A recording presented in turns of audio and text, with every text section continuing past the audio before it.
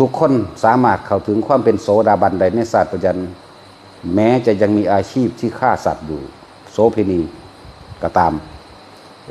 หรือเคยทำกรรมอันใดที่มันเป็นนักก็ตามเว้นไว้แต่เฉพาะอนันตริยกรรมเว้นอนันตริยกรรมอย่างเดียวต้องนั้นสามารถถึงเบิดด้วยถือเอาเฉพาะพระรัตนตรัยเป็นที่พึ่งเท่านั้นที่พึ่งอื่นของข้าพเจ้าไม่มีพระพุทธเจ้าพระธรรมพระสงฆ์เป็นที่พึ่งอันประเสริฐสูงสุดของข้าพเจ้าทอนี้บ่เสือหยังเลยในเรื่องอื่นๆที่ว่าจะไป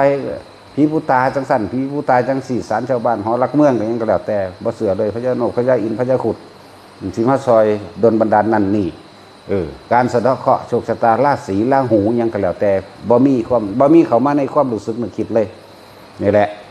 นี่อันดับแรกเด้ถ้าผู้ใดอยากถึงโสดาบันคนที่เคยมีมาแล้วจากมิจฉาทิฏฐิเปลี่ยนมาเป็นสัมมาทิฏฐิได้เลยนั่นแหละเลิกออกเพราะสั้นนั่นน่ะ เฮาก็สิบ่พ้นจักเทื่อเด้ลองคิดนึกดีๆเด้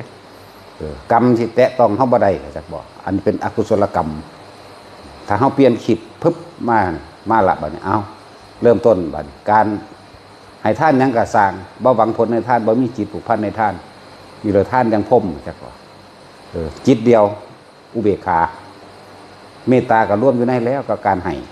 กรุณาก็ร่วมอยู่แล้วนะครับการให้กรุณาก็แปลว่าซอยเหลืออยู่แล้วมุทิตาตาคนทั้งมีเมตตาทั้งมีกรุณามันกับมุทิตาของมันเองดอกเวลาคนทำดีมันจะไปอิจฉาไผพอมันบ่อยากได้หยังแม่นบ่ซั่นมันว่างจิตเป็นกลางเป็นอุเบกขาไหมคนบ่ว่างจิตเป็นกลางได้มันเฮ็ดบ่ยากอยู่เด้มันก็ไปหาขาคือเก่าล่ะหาหลักหรือเวลานั้นนี่คือเก่าหั่นแหละจังแต่ว่านี่คือเฮาว่างจิตเวลาท่านบ่ไปหวังว่าสิได้เป็นนั่นเป็นนี่อยากให้ลูกเต่าล้อล้านเป็นคู่เป็นเจ้าไปสอบได้บ่มีทางเฮ็ดไปเลยนั่นแหละบ่มีผู้ใดเฮ็ดให้ผู้ใดพ้นจากทุกข์ได้นอกจากตนเด้อเจ้าของผู้เดียวเท่านั้นบ่มีนอกนั้นเจ้าของเฮ็ดเอาแต่ของมาเกิดก็มาเกิดเอาเองบ่มีผู้ใดอันนั่นเด้เพราะว่าตัณหาราคะของเจ้าของเองได้มาเกิดถ้ามาเกิดก็ดีเจ้าของเองบ่สละออกเองได้จังซั่นในเมื่อเฮารู้ขนาดนี้แล้วเป็นหยังเฮาก็บ่เฮ็ดเอาแต่ผู้ใดมาเฮ็ดให้บ่มีผู้ใดเฮ็ดให้ไผได้ดีแนวจังสิพระพุทธเจ้าเพิ่นก็เฮ็ดให้พี่น้องเพิ่นเบิดทั้งตัวทางพี่น้องเพิ่นก็มีบ่อึดบ่อยากเทวทัตกับพี่น้องเพิ่นเด้ล่ะ